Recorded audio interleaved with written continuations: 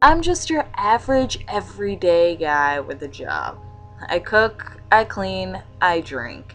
Hell, I even have a girlfriend before all of this started going down. If you saw me on the street, you'd walk right by me without a second glance. It's just that I have a job. I'm a paramedic. I don't do anything important. I just help those in need. I started doing this because I didn't feel great about myself. I always loved helping others, and I always loved A&P, so I saw this as a logical step. I loved every second of it when I first started. There was no greater high than when your adrenaline kicks in and your hands move faster than your mind could think. It was ecstasy. This went on for about 8 years. Every day, I fell more and more in love with my job. It was my calling. The only thing that bothered me was that overwhelming sense of being in a battle. I thought it was normal after all. I was fighting for someone else's life, I thought. If only I knew how true that statement was. It started off with a shadow when I was walking onto a scene. I thought it was just my imagination playing tricks on me. Maybe it was a constant concern of someone attacking me. God forbid I got shot while working. I should have known that something wasn't right when my partner looked in the same direction when I did. I should have known better when he just shut down and barely spoke for the rest of the night. This went on for a while, every so often seeing the shadow. Things started to get worse, however, when the whispering started. At first, they were nonsensical. Sometimes I wondered if they were even there at all. If I was just going fucking nuts. But they were. They were there. It only took me losing my first patient to hear them clear as day. They were congratulating me. They were telling me how great of a job I did. I didn't understand then. My mind had been turning on me. It had to have been.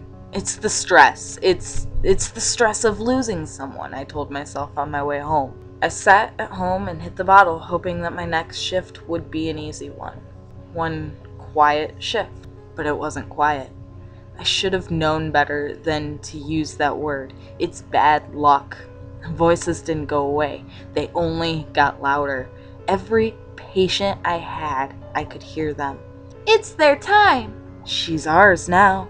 Let her rest. I thought I was just compensating for losing someone. I thought I was just preparing myself if I lost another one. The more people I lost, the more they got sinister.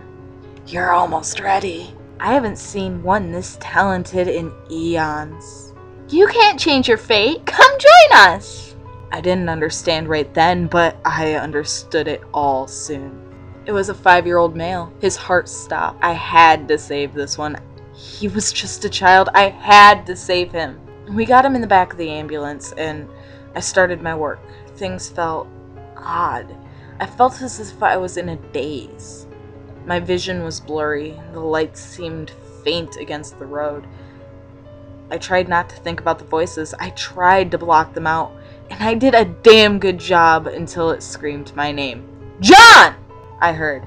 I stopped and slowly raised my head to look at the bench seat across from me. It wasn't what you would expect death to look like. It wasn't a man in a robe with a scythe. It was just a man in a suit with black eyes.